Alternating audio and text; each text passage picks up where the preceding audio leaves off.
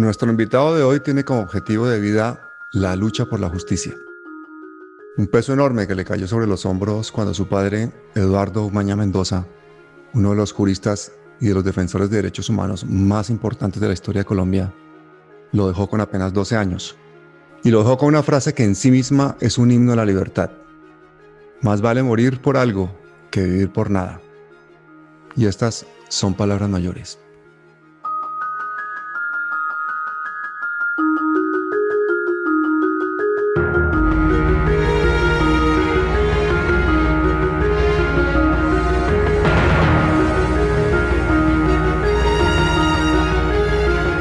Padre, hijo, hermano, Eduardo Umaña. Más vale morir por algo que vivir por nada. Camilo Eduardo Umaña Hernández, bienvenido. Muchas gracias, Pablo, por este espacio y pues muy interesado por poder hablar un rato contigo. Es un honor tenerte aquí, en este canal inspirado precisamente en otra frase de tu padre, la de que las víctimas deben ser el vocero de su propia causa. Y es que recordémoslo, tu vida ha sido la continuación de la vida de tu padre, porque de alguna forma, pues fíjate, tú, profesor investigador del Departamento de Derecho Constitucional de la Universidad Externa de Colombia, doctorado en Criminología de la Universidad de Ottawa, doctorado en Sociología Jurídica de la Universidad del País Vasco, consultor y asesor jurídico de diferentes entidades públicas distritales, así como de diferentes ONGs, de la Oficina del Alto Representante de Derechos Humanos de la ONU, de la Organización Internacional del Trabajo y de la Comisión Internacional de Juristas. Eres miembro fundador además de varias líneas de investigación que tienen que ver muchísimo con los acontecimientos del hoy en Colombia, de reivindicaciones sociales, de lucha contra la criminalidad, contra la impunidad, contra el autoritarismo. Así que tenemos mucho de qué hablar. ¿Por dónde empezamos? Pues como siempre, por el final. Me gustaría que nos contaras la historia de Eduardo Umaña Mendoza. Es, como en el poema de Machado que dice, soy todos los que soy, incluyéndome a mí mismo, habría que hablarse de Eduardo Umaña porque era una persona que tuvo una gran incidencia desde diferentes dimensiones en la realidad nacional. Mi padre nació en un hogar de un activista y también defensor de los derechos y de uno de los padres, digámoslo así, de la sociología en Colombia y en Latinoamérica, que fue mi abuelo Eduardo Umaña Luna.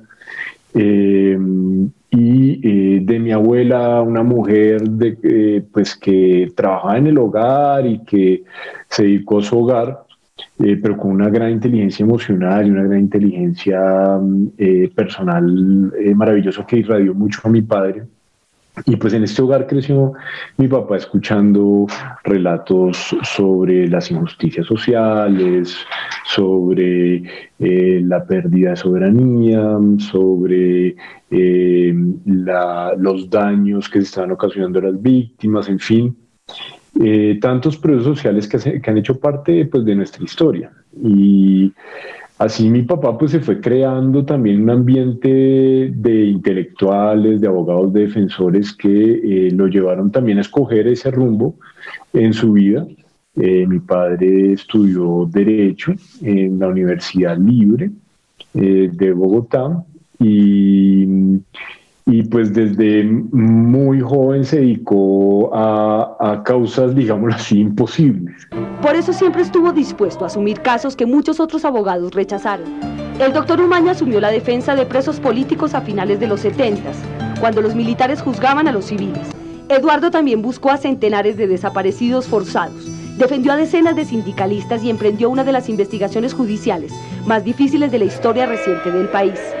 Mi padre asesoró la constitución de las primeras asociaciones de familiares que buscaban a los desaparecidos. En ese momento pues no había como un nombre para ello. En ese momento se ponía en carteles en los postes o en las paredes de Bogotá, no se volvió a saber de esta persona. Y pues con todo el aprendizaje comenzaron a guiar a los familiares a decirles, hay una cosa que se llama desaparición, hay que buscarlos, es algo que está pasando y que hoy en día pues suma unas cifras de miles de personas en nuestro país. Mi Estás hablando padre, de la defensa de tu padre por las víctimas del genocidio de la Unión Patriótica, concretamente. bueno, en la Unión Patriótica hubo muchísima desaparición forzada, pero hubo también muchísimos casos pues, de magnicidios y ejecuciones extrajudiciales. Lo que hoy conocemos como falsos positivos viene de una práctica pues, mucho anterior.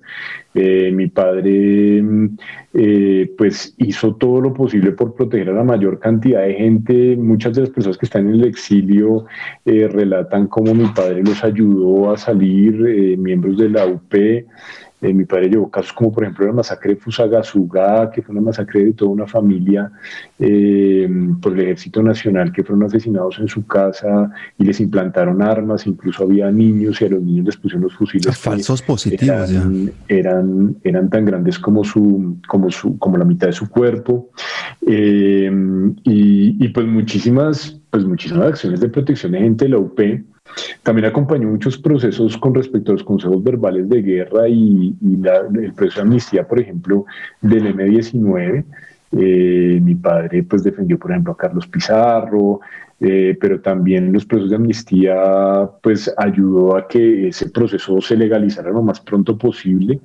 Muchas de esas personas terminaron saliendo del país o después, infortunadamente, asesinadas, como el mismo Carlos.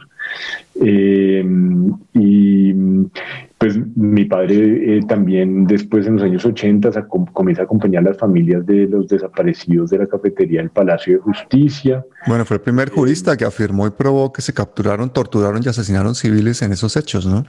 Tal cual, y eso le costó muchísimo. En la época, digamos que se decía que los desaparecidos eran personas que habían salido borrachas o que estaban en la guerrilla o que algo habrían hecho.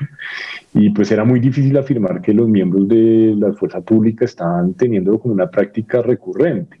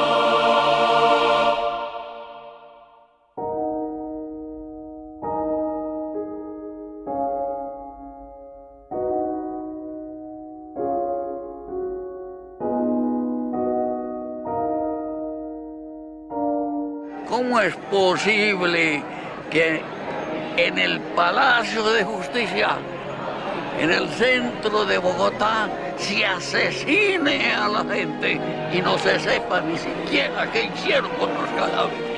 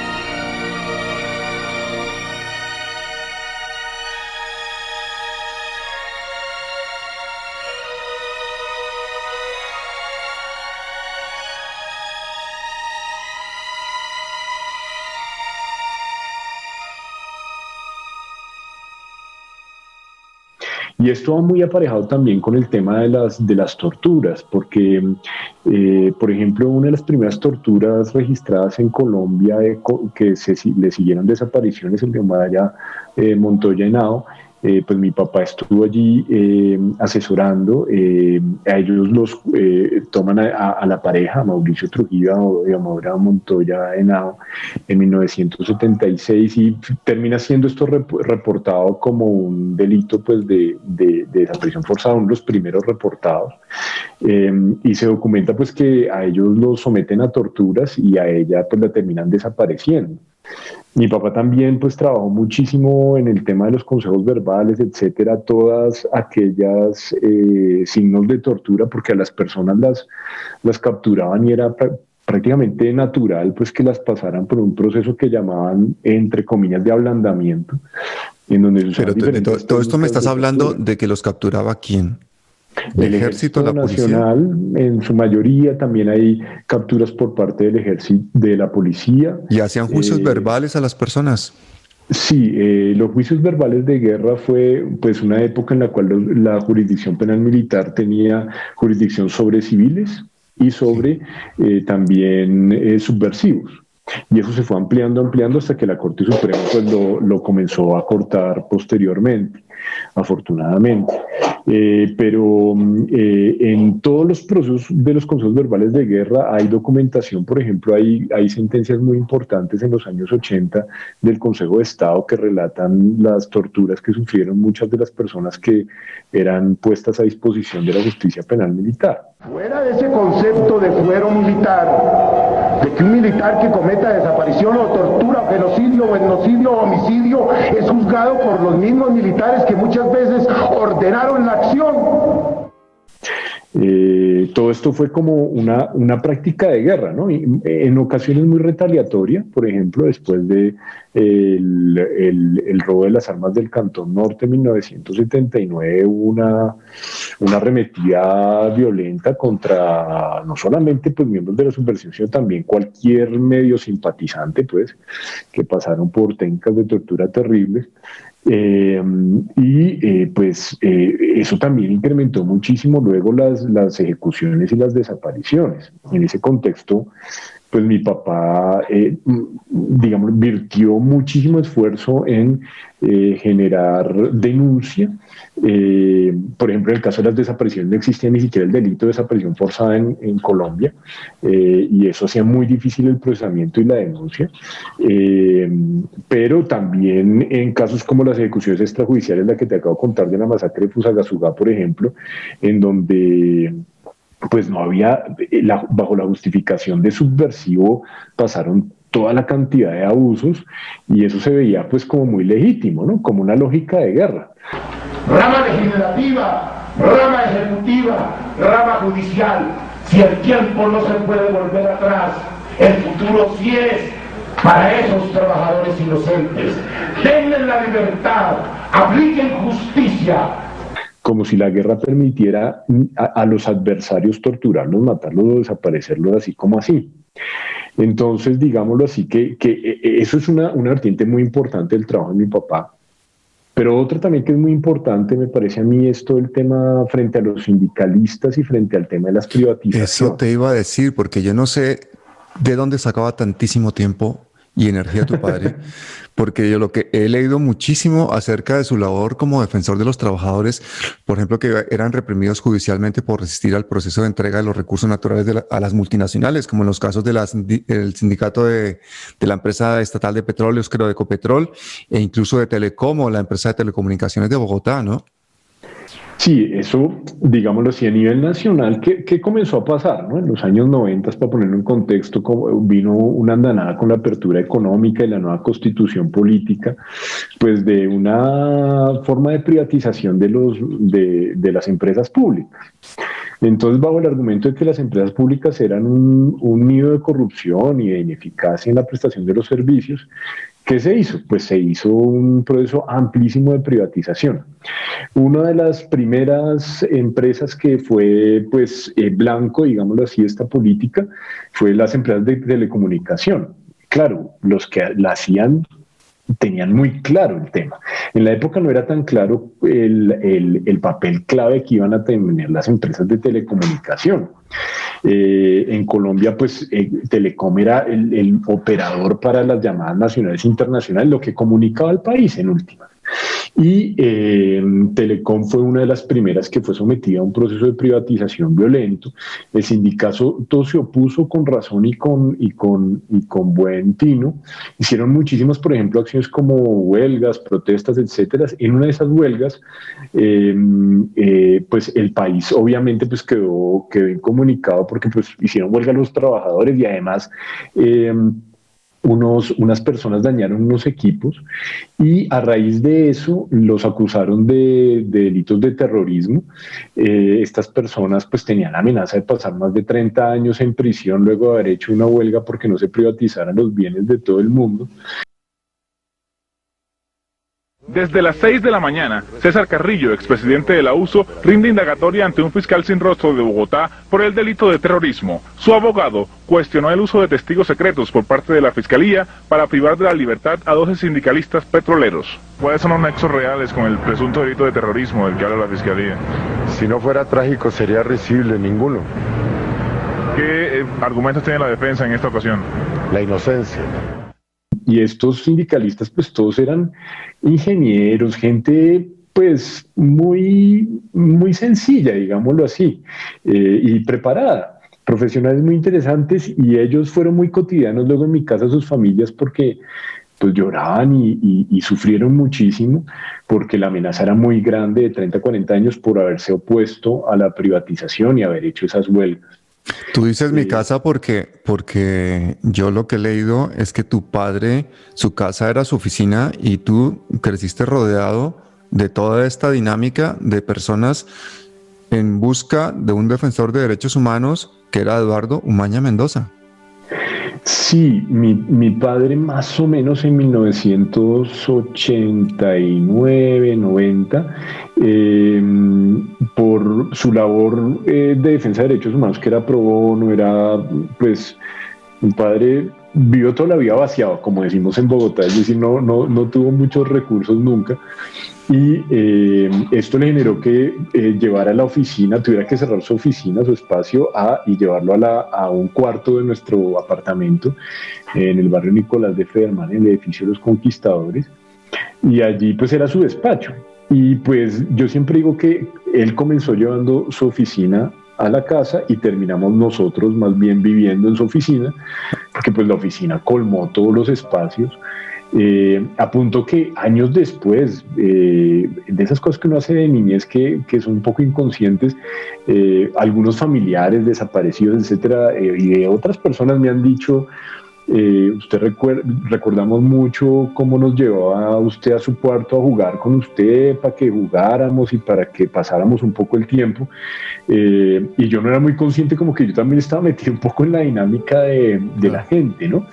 Pero pues de una forma muy inocente y más sencilla. Es que tu padre llevaba miles de casos, ¿no? Incluso llegó a investigar el magnicidio de Jorge Eliezer Gaitán, ¿no? Y manifestó que posiblemente había participado la CIA y bueno...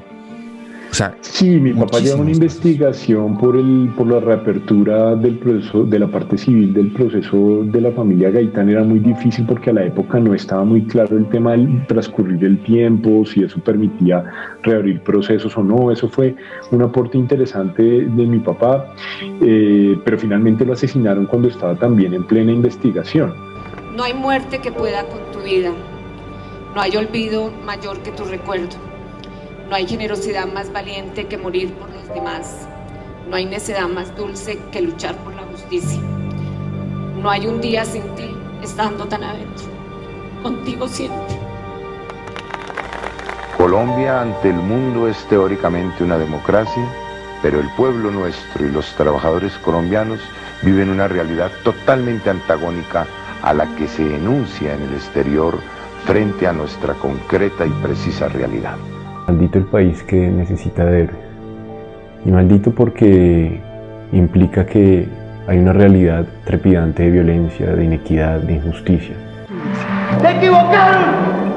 La vida también nace de la muerte. ¡Firme!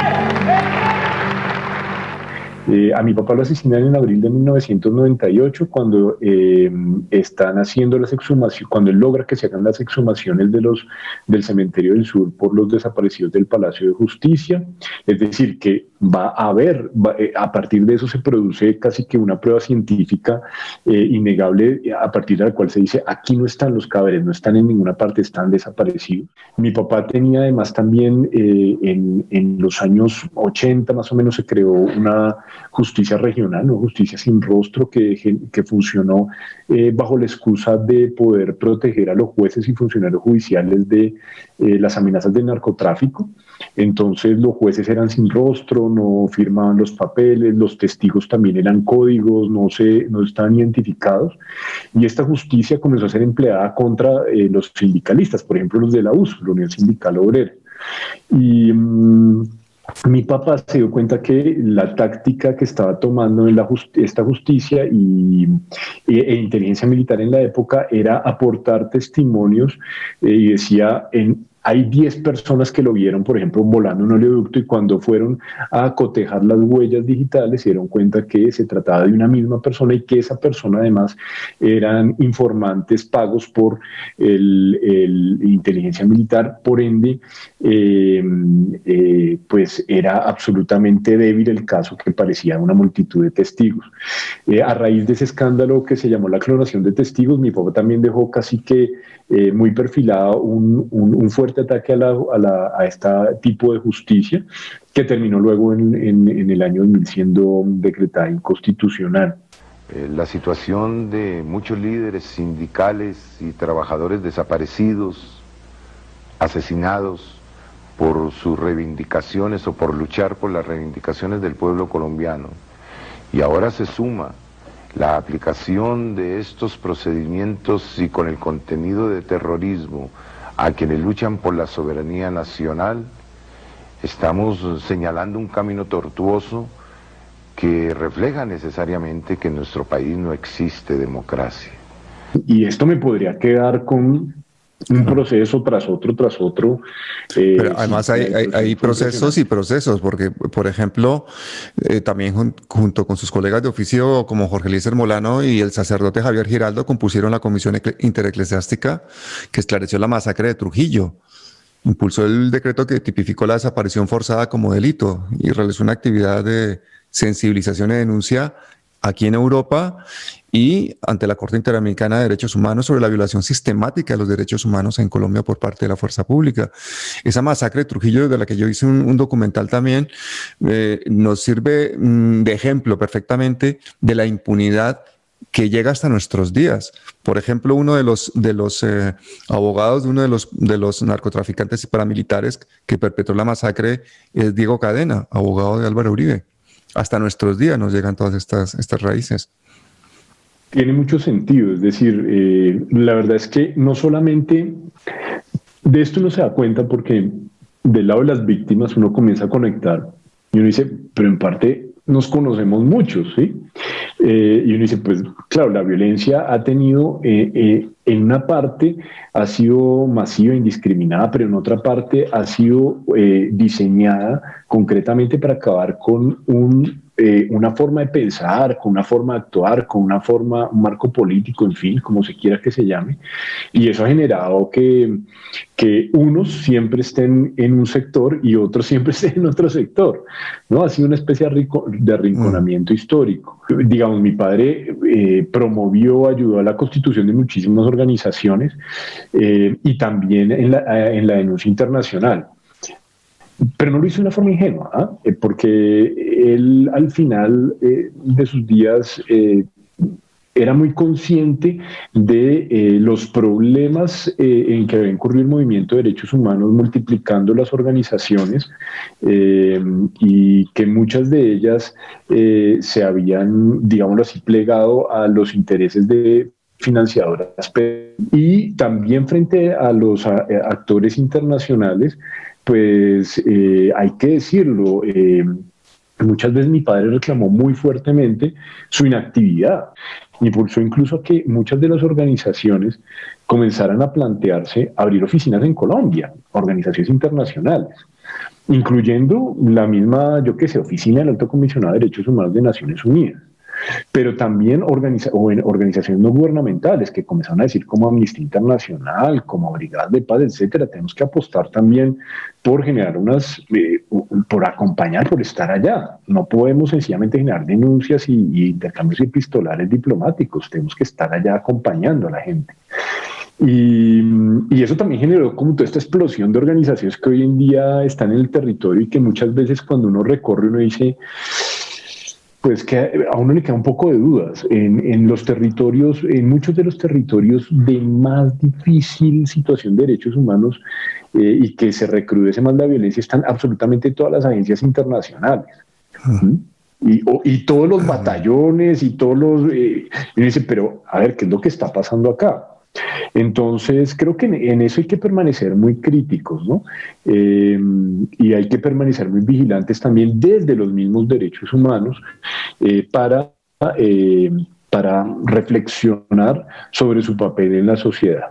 Una de las denuncias que hizo tu padre, además de las denuncias internacionales, fue que tiempo antes de su asesinato, él denunció ante medios nacionales e internacionales un complot para asesinarlo que estaba siendo orquestado en su momento por la Dirección Ejecutiva de Ecopetrol, funcionarios de la Unidad de Justicia sin Rostro de la Fiscalía General de la Nación, miembros de la Brigada 20, la famosa Brigada 20, que ya tuvieron que desaparecerla, quitarla, tras comprobarse por allá por 1998, creo que había sido responsable de numerosos asesinatos y desapariciones forzadas, pero él hizo esa denuncia. Mi padre efectivamente en febrero de 1998 puso una denuncia ante el CT de la Fiscalía diciendo que, bueno, que lo iban a asesinar, que lo habían llamado, que era un complot, etcétera, ante lo cual pues no hubo una respuesta efectiva para nada del Estado y todo lo contrario.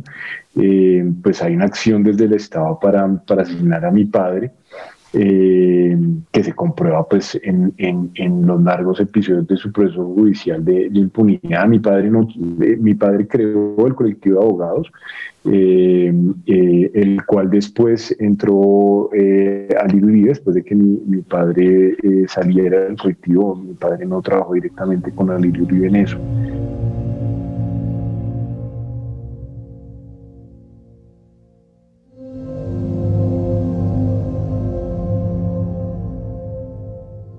Unos días después del asesinato de Eduardo Umaña, que había sido precedido por el asesinato de otros dos grandes defensores, el embajador de entonces de Estados Unidos, Mile Frechetes, acusó directamente a la 20ª Brigada de Inteligencia y Contrainteligencia del Ejército de estar al origen de estos crímenes.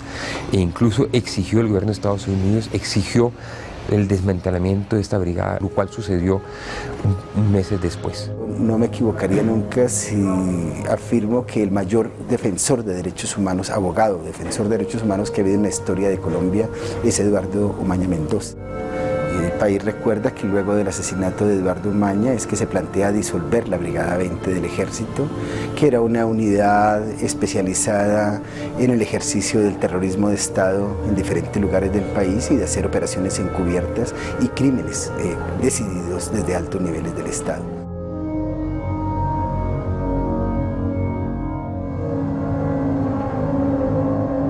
¿Qué pensaría mi papá hoy en día? Esas son de las preguntas que uno siempre se hace como hijo de alguien que fue asesinado, ¿no? ¿Qué pensaría? Yo creo que no le sería difícil adaptarse rápidamente a lo que está pasando, digamos. Es una seguidilla que ni mi padre ni mi abuelo se le harían extraño lo que ha pasado en este país y lo que pasa. Infortunadamente, es una repetición y una adaptación del mismo modelo de represión. Y pues esa forma de ejercicio de autoridad que se entiende justificada la muerte a raíz de cualquier cosa que hagan las personas, donde la vida vale muy poco. ¿Podemos creer realmente en un cambio a través de las instituciones? Pues la verdad es que yo creo que la confianza en la institucionalidad está muy mellada, ¿no?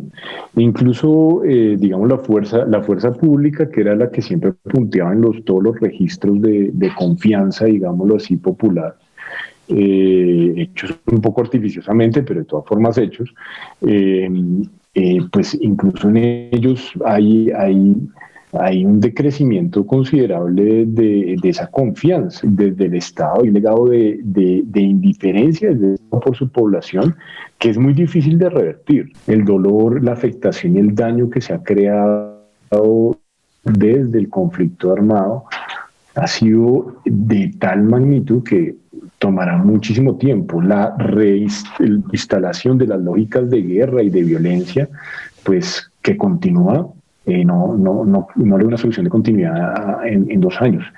Y mucho menos, pues, estamos viviendo una andanada de gobiernos, pues, autoritarios y que han despreciado los derechos de la población. Entonces no le veo una transformación pronta, ¿no? En eso, no sé si eso es ser negativista o si es ser más bien realista, pero... Camilo, ¿y no te da la sensación a veces de que siempre estamos como 2 jugadas por detrás de lo que la gente mala está haciendo en el mundo, de lo que la gente mala hace en Colombia? Estamos 2 jugadas por detrás, estamos siempre hablando de la última masacre, del último escándalo de corrupción, y siempre estamos intentando hablar de cómo arreglar las cosas, pero al final siempre por delante van los del gran capital, van los grandes terratenientes, van los paramilitares. Pues Pablo, es que yo creo que la agenda de destrucción es muy efectiva, y la agenda de construcción toma mucho tiempo. En el momento en el cual la agenda de construcción exceda la efectividad de la agenda de destrucción, de pronto la construcción no está siendo tan constructiva. Creo que los procesos históricos son lentos, y la construcción de identidad nacional, de soberanía, de reparación, en fin, es lenta. Y por eso creo que es importante los procesos sociales. Claro, hay un desespero. ¿De qué valen los procesos cuando el resultado es que matan a muchas personas? ¿De qué valen los procesos cuando nos sentimos peor, cuando estamos más desiguales? Por supuesto. Yo hablaba recientemente con alguien del Cauca, una lideresa comunitaria, que me decía: mire, estamos encerrados no solamente por el COVID, sino por los grupos armados, estamos en la olla. Y yo le decía, ¿y cómo, qué se plantean para el futuro? Comparado pues con las ciudades, etcétera. Y decía, pues afortunadamente nosotros estamos mejor. Y yo decía, ¿por qué considera usted que están mejor? Y decía, pues que nosotros llevamos toda la vida resistiendo y tenemos unos procesos sociales de largo aliento. Entonces a nosotros nos pasa el COVID, los 2.000 grupos armados, todo nos pasa por encima, pero nuestros procesos sociales siguen a la raíz y tenemos un código y un lenguaje para entender y para construir. Mientras que los procesos que no son colectivizados, pues se rompen fácilmente con la destrucción. Entonces yo lo que creo es que más bien hay que generar unos procesos sociales que no se rompan fácilmente con la destrucción, que perviva ese lenguaje, que pervivan los legados, ¿sí? Entonces a mí me preocupa muchísimo cuando hay, por ejemplo, concentración de las opciones alternativas en las personas donde no hay procesos sociales. Eso me preocupa muchísimo porque no le veo futuro. Yo sinceramente, Pablo, es que yo no lo veo tanto como un problema izquierda o derecha. Yo sé que eso es una distinción que a nosotros, mejor dicho, nos educaron en eso, y es un problema nacional, es algo que tenemos ahí en nuestra ADN histórico, digámoslo así, reciente. Pero sinceramente es que para mí el problema es construcción, preservación de la vida contra destrucción y ataque a la vida, ¿sí? Entonces, allí donde nosotros pensemos que la agenda de construcción no existe y la agenda de destrucción sí existe, y siendo tan efectiva como es, pues no hay obstáculo, no hay talanquera. Entonces creo que nos tenemos que generar unos procesos sociales mucho más duraderos de construcción y de vida. Digámoslo así, yo sufro a diario y me duele la condición de polarización de mi país, porque impide formas de aproximación y de construcción colectiva de la sociedad. Yo no entiendo muy bien las apuestas de centro en cuanto a que, es decir, la izquierda se ha construido, y al igual que la derecha, en oposición a su opuesto, es decir, la izquierda opuesto a la derecha opuesto a la izquierda. pero ahora el centro se construye en oposición a los dos. Y cuando se construye en oposición a los dos, que me parece válido hacerlo, a mí me parece muy interesante preguntar, bueno, esa es su construcción de identidad en oposición a esos dos, pero ¿usted qué propone? ¿Cuál es su propuesta? Y la verdad es que yo no comprendo muchas de esas propuestas. Entonces yo entiendo muy bien la oposición de la derecha a la izquierda y su propuesta, pero no entiendo cuál es la propuesta muchas veces del centro. Entonces, si todos los partidos políticos, su norte es la construcción del país y el respeto por la vida, pues todos estamos por buen camino. Pero si aunque sea 1, 2, 3, 4, 5 de esas fuerzas se salen de esa construcción, de esa visión de país, pues va a haber una afectación fundamental, porque las soluciones van a ser de muerte y de destrucción. ¿Cuál es tu percepción de la impunidad? Pues a mí, digámoslo así, me preocupa la impunidad desde 2 puntos. Desde primero el punto de la irresponsabilidad social por los daños que se cometen, sobre todo con ocasiones de graves violaciones de derechos humanos.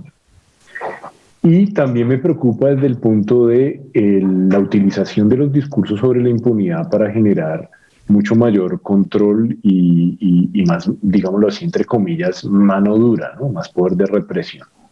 Entonces creo yo que el problema de la impunidad revela un gran factor de desigualdad social en el acceso a los derechos y también la respuesta a la justicia de los derechos más básicos. Hay un acceso muy diferente a todo de las personas y eso no es ajeno a la justicia.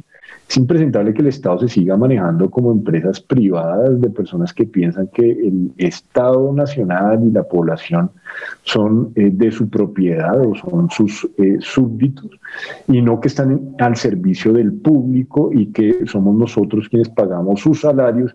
Y pues hay una soberanía popular, eso viene diseñado desde el diseño de los estados de derecho y no hemos logrado todavía llegar allá. Ojalá algún día lo logremos. Camilo Umaña Hernández, ha sido todo un placer y un honor hablar contigo. Espero que no sea la última vez. Te agradezco muchísimo haber aceptado la invitación. Muchas gracias a ti, Pablo, y qué buen espacio. Espero que nos volvamos a ver pronto. Camilo, hasta siempre. Que estés bien. La única muerte es el olvido, el resto son formas de presencia. Miren a su alrededor, ahí están los niños y niñas del colegio Eduardo Umaña Mendoza.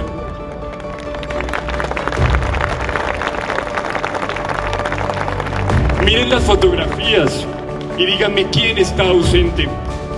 En las notas de la Filarmónica Juvenil no encontré luto alguno. En sus miradas no hallo sino recuerdo, evocación, esperanza.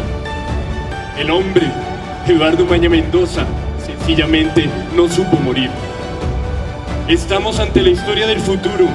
Está en juego la historia de nuestro país. ¿Cómo la vamos a construir? ¿Qué vamos a dejar a las nuevas generaciones? ¿Vamos a fracasar otra vez? ¿Dónde están nuestros pensadores, nuestros artesanos, nuestros músicos, nuestros campesinos, nuestros indígenas, nuestras mujeres, nuestros niños, nuestros jóvenes? ¿Dónde estamos para construir otra Colombia? Acá estamos, acá estamos.